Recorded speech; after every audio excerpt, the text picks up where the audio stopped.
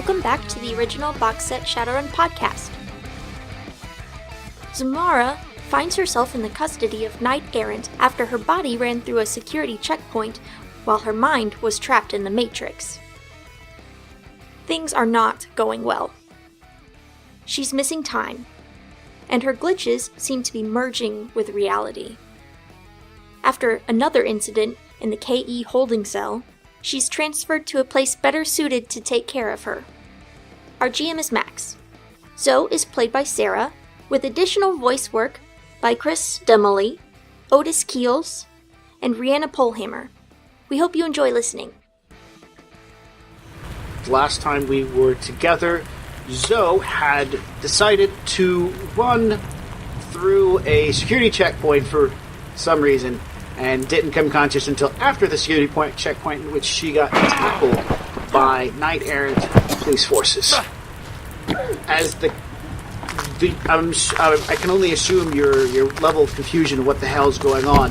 The cops slam the door, and maybe it's loud, maybe it's the right frequency, maybe it's something, but you see that the metallic mesh screen that goes between the front seat and the back seat of the police cruiser, it pixelates, as if the screen on a computer is skewing to where part of it moves from one section to another, just for a brief few moments.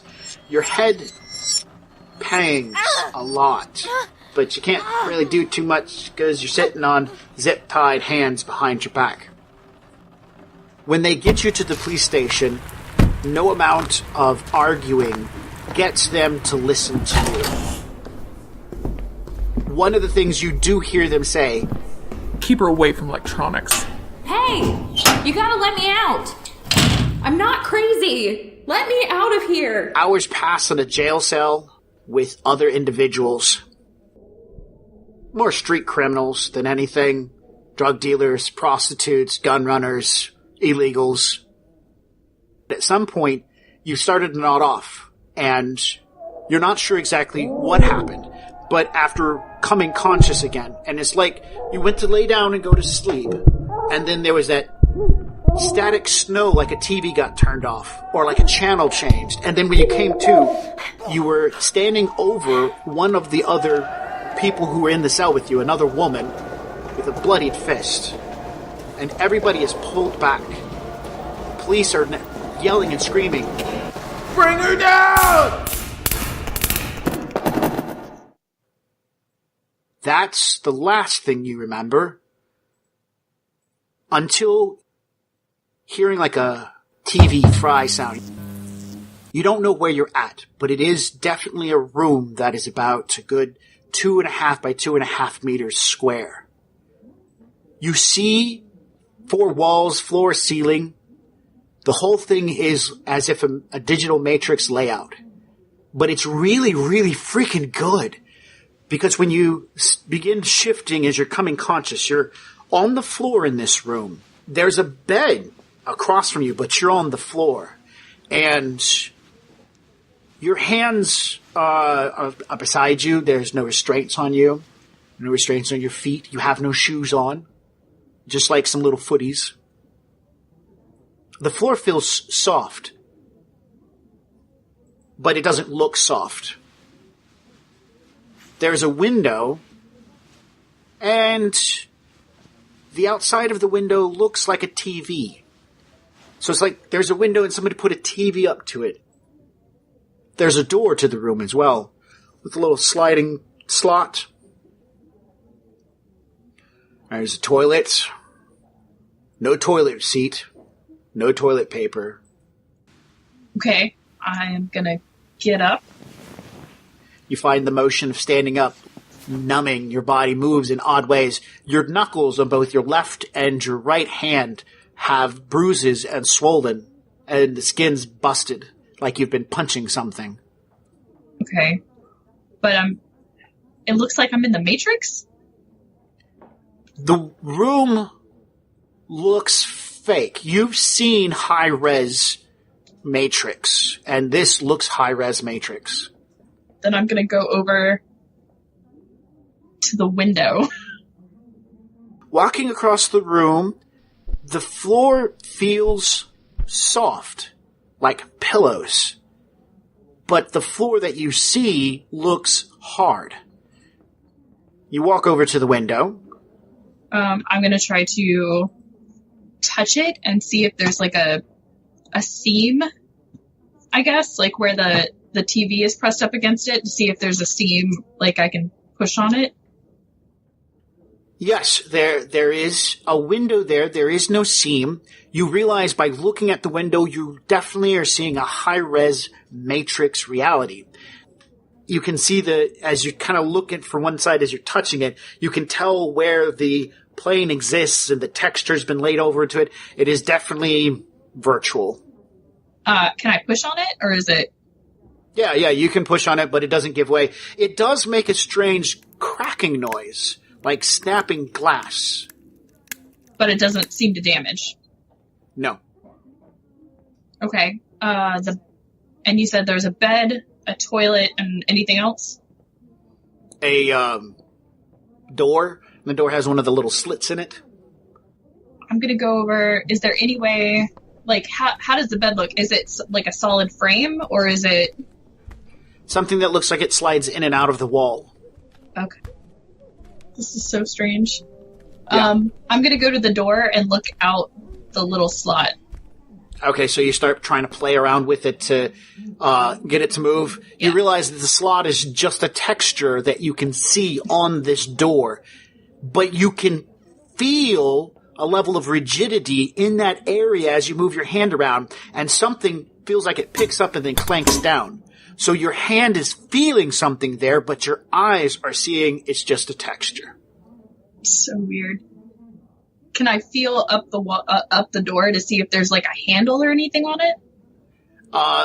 No, there is no handle, but there is a spot, where there would be just a plate or something put, so it's a one-sided knob. So the other side of the door has the knob to it, and this side just has a circular plate. And the plate has a level of indentation or raisedness. It sticks out of the door. On the door that you're looking at, you can see that circle. It's a digital little circle, but you can feel, when you rub your hand, you can feel the indentation at this point in time. I'm going to tear apart the bed. Because I want to see if there's like any slats or anything on it that I can take, and I'm going to try to break the TV. Okay.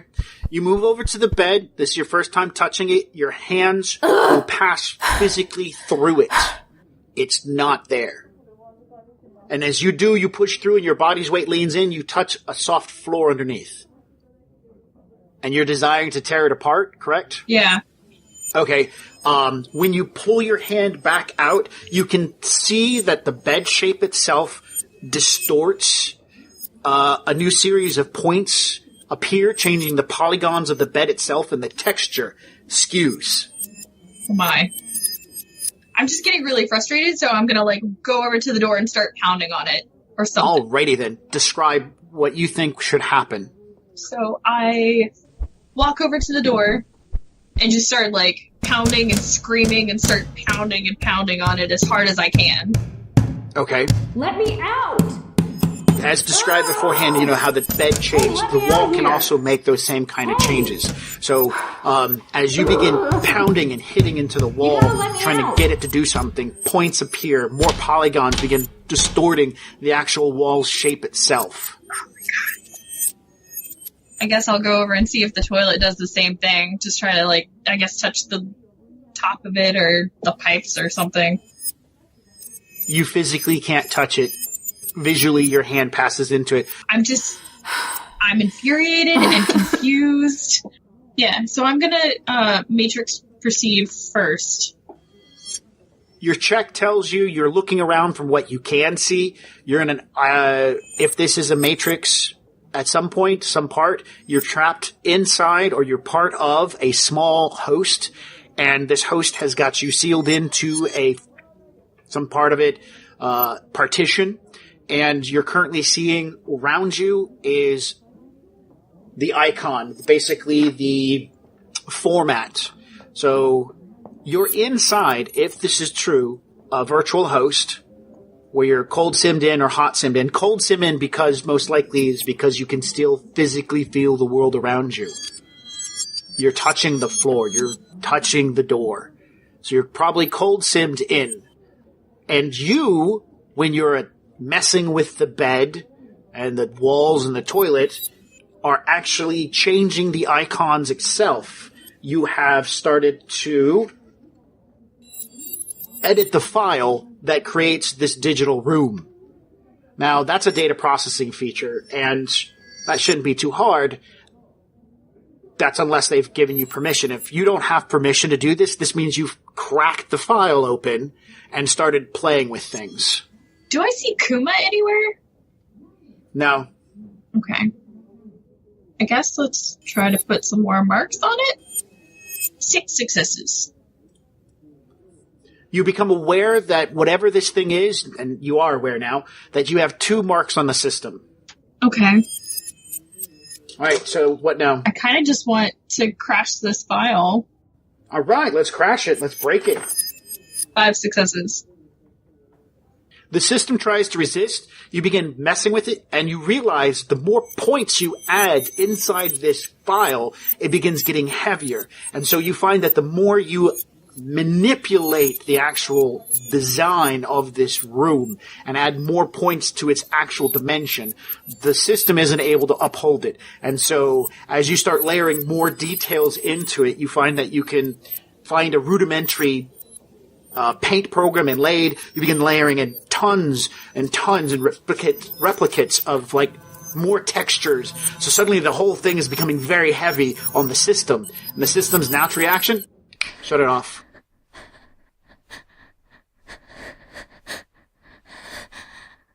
And the room disappears. This complex polygon around you dissolves. You find yourself standing next to a window. You're in a padded cell. There's a window that has been fully blockaded on one side, but all the glass is spiderwebbed and is covered in blood. Lots of little bits of blood. There are bloody handprints on the walls. There is no bed. There is no toilet. There's bloody handprints on the door where it looks like people have been punching it, smacking it. Okay. You are in pasty white psychiatric patient robes. Do I have anything on me? How connected to something or? Yes. There's a type of a circlet attached to your head, and it's attached to your data jack. You've heard of this. It's where they give a patient a fake place to be at to make them relaxed and calm down. You know, so the patient who's not okay can see happy fields of, whatever and walking. Okay. Can I take it off? Yeah. It's not pinned to you, so. Okay, good. I'm just gonna take it off and throw it in the corner. Okay. You do not have your AR contacts in, by the way, so you are no longer aware of anything virtual. That was your SimSense device. All right, you throw it into the corner. The room looks like hell. It looks like you or somebody else has tore up the fabric on the floor, the bloody handprints everywhere. It looks bad.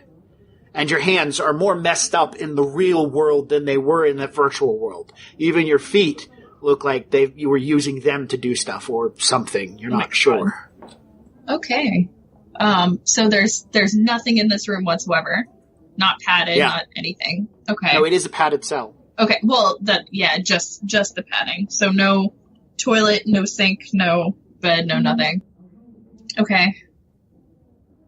And out the window, what can I see now? It's cracked glass, and it's like there's a bit of concrete on the other side. So basically, when they built this room, they decided not to replace the window, just put concrete bricks on the other side. No one's going to punch that. They can't get out that way. Challenge accepted. Yep. Yeah, so now I'm going to go over and look out the little flappy thing. Yeah, it's actually a real flappy thing. You're looking into a mostly white psychiatric ward, tiled floors, that beige splattering of black and white colored tiled floors, cheap, cheesy-looking wall paintings and those long stripes down the walls to make you feel more comfortable. Okay. You don't feel well either. You're sweating. You feel nauseated. This is probably a moment of clarity that you're going through. So I'm going to go over to the little device thing that I just took off my head and try, gauge, I guess the ability of what this thing can do, look at the hardware. Because if I'm attached to a program, or if that thing is attached to a program, I might be able to, I don't know, get past the host, maybe call somebody. Okay. So you're going to put it back on? Ugh, yes. So you're going to log back in? Sure. It says denied, current virtual file is offline. Oh. And there's a countdown showing how long till the admin does a reboot or the automated system does a reboot. If my hands are still bleeding, I'm going to rip some of my clothing to clean it. Clean them up and wrap them up or something. There's one of your knuckles has a bit of glass in it. I'll pick that out, I guess. Time passes, program gets rebooted. This is going to be terrible. Okay, I will go back in. You're in, Sedina Park in Seattle. It's beautiful. There's no rain. The sun's out. Birds are singing. The resolution in this thing is actually pretty freaking good. You see there's a pond. In the distance, you can see what looks like people playing, children and other people. Sidewalk not too far from you. Exercise equipment and cars passing by. The sound of the city. It's wonderful. So I'm going to assume I already, they invite a mark from this software onto the system just so it can talk back and forth with it. Doesn't have to. It owns this device. Okay. So from here, I need to make my way through the system and I guess look at the host to see what else is attached to it.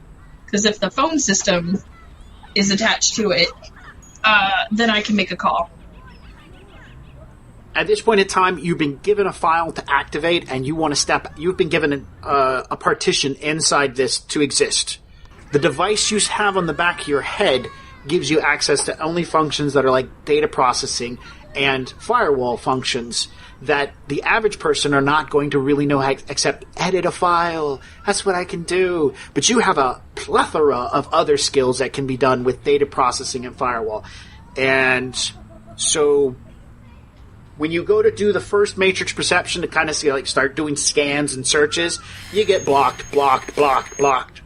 It doesn't give you access to a full digital keyboard. It gives you forward, left, right, bring up happy memo, make a nurse, where that you need, so it gives you a plethora of things to choose from. None of them allow you to start keying in commands. So this file that they provided you so you can play with your partition of the matrix isn't perfect. You're going to need to edit it in some way, shape, or form. But to do that, you need to put a mark on it. Okay. Alright, so without an actual deck in hand, you're going to try to put marks onto a device. Yes. There's a strain. It's painful, it hurts. You feel something happening in your head like fire. You now take 6 stun damage, and you have put a mark on the system. Because I have insomnia, I take double stun damage. Alright, so you've taken 12 stun damage. So you've actually taken 2 physical damage. So as you're sitting there realizing what's going on, you feel something wet hit because you're standing in the room right now doing stuff. You feel something on your face. Fantastic. Okay. Alright, you're going to figure out what it is? I don't care at this point. I'm just going.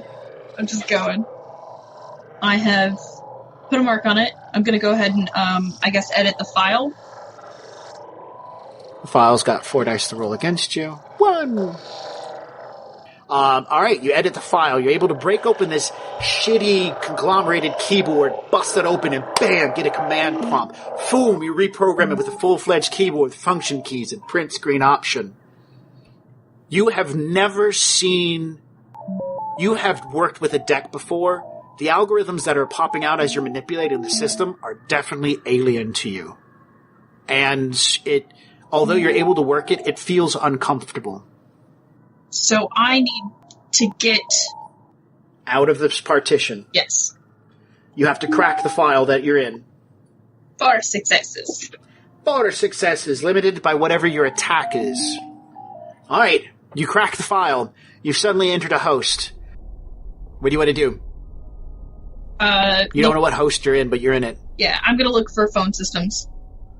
1 success on a matrix perception will find you one. Okay, I'm going to make a phone call. Alright. 4 successes. 4 successes, yeah, you find their phone system. Okay. I'm going to make a call. Phone rings one time before the matrix demigod, the host demigod, cancels it. There's a blur of light, and your device shuts off. They don't hit you with any dump shock, because the system really wouldn't be able to facilitate that. The device just gets shut off. They realize what the hell's going on. And you're now back in the room with 1 physical stun, 1 physical damage, and 10 stun. Blood on your hands, and I don't think you'd be standing at this point. Probably not. But it got 1 ring out. Guess I'm gonna have to try again later. Okay. Within a few minutes, there's sound outside the door of your room. It was called in a couple minutes ago. And you hear people with keys, and the door sounds like it's unlocking. Okay. I'm gonna fake that I'm still in the Matrix? I don't know. Alright, so you slump down then? Yeah. Like in the fetal position back where I was. Okay. The door opens up, and are you attempting to see the perpetrators coming into the room, or are you just gonna fake it as much as possible? Like half glancing out of one eye. Like if I'm in the fetal position, I'll just kind of like peek out just a little bit, but not like move my head that much. Just try to. Okay. Intuition plus sneakiness. I only got 1 success. Okay. As you're looking, just kind of half glancing, one of them has the stun gun in hand, and behind the 2 men is a woman standing in the hall. She's currently holding a small tray, and on top of that tray look like are syringes. Alright, new guy, you're up. Can you stop calling me that? Holy dreck. She's covered in blood. Why is she covered in blood? Lacerations on her hand and feet. We've got to get her cleaned up. Listen, newbie, once you've got a couple notches in your belt, then you can make the call. But until then, we need to do what the doc says and take her back to the room. But she needs medical attention. Besides, she's still in her own little world. Yeah. You go ahead and believe that. The second you look away, she'll be kicking your ass. Why do you think I'm in here? After the last 2 guys... Now is not the time. We need to get her to her room, and then we'll treat her wounds. I'm gonna punch this dude. Roll initiative. So you go first. Okay. So I am going to get his stun stick. Alright. Bloodied and busted, you leap from your location, pushing past the rookie. The experienced guard stumbles back, but his stumbling action, the gun arm's farther enough out that you can grab it, twist his wrist to make a small pop noise, and pull the gun out of it. You have disarmed him. So the young rookie jumps to grab you as you pass by, and he misses completely. And now it is the more veteran orderly's turn, who just lost his gun and had his wrist popped pretty hard. He's going to pull his billy club, and he's going to try to use that to restrain you against the wall. Alright. On the nurse's turn, she backpedals, seeing what's going on, and begins, she hits a small badge. Security alert. We have a code gray in wing C. I repeat, a code gray in wing C. And she begins backpedaling, and she's trying to get out of range of this, you with the stun gun. Lockdown, second floor. Code gray. Emergency units to wing C, floor 2. And then yell at the other orderly, giving him leadership inspiration. Keep her in there until the door's shut. I would like to rush the door. Code gray. There's an orderly in your way. So Would I be able to, pop him and then, run? you try stunning at him to get him to move out of the way. Pat, pat, pat, pat, pat. You fire off some of the small needle-like projections, and he moves so that he's out of the door, back into the door, to block your exit. Alright, now it is the rookie's turn. He's going to try to nab you. Alright, he nabbed you. Just give me the gun. You're going to struggle here for a moment. It's not going to take long before they bring you back down into your chair. Look, if you don't let me out, I'm gonna delete you. I will delete your entire family. Let me out! Cancel lockdown. Cancel code gray. We got her in the chair. Repeat. Cancel lockdown. Cancel code gray. Emergency units stand down. And as you're struggling, the guard will rectify your feistiness. Rude. Totally rude. Patient brutality! Exactly. This isn't a hand-holdy kind of place. Thanks for listening to the original box set Shadowrun podcast. Our runners will pick up where we left off in 2 weeks. In the meantime, you can connect with us via Facebook or YouTube to check out actual play videos of the original box set playing Shadowrun and other tabletop RPGs. You can also swing by our website at originalboxset.com and check out our gaming calendar, additional information about our games, and images that inspire our worlds and characters. And if you're enjoying our work, please consider becoming a patron over at patreon.com/originalboxset so that we can continue to bring you this podcast as well as other great actual plays and entertainment. Our intro and exit music is titled Epic Song from Alpha Brutal, and trust me, the whole song's pretty epic, so check it out. We'll catch you in 2 weeks, chummers. And now for all this legal dreck. Original Box Set is licensed under a Creative Commons Attribution Non-Commercial 4.0 International License. You can share us, but please give us credit. The Topps Company Inc. has sole ownership over the names, logo, artwork, marks, photographs, sounds, audio, video, and/or any proprietary material used in connection with the game Shadowrun. The Topps Company Inc. has granted permission to Original Box Set, that's us, to use such names, logos, artwork, marks, and/or any proprietary materials for promotional and informational purposes on its website, but does not endorse and is not affiliated with Original Box Set in any official capacity whatsoever. Oh my goodness, that's so much. Okay, bye.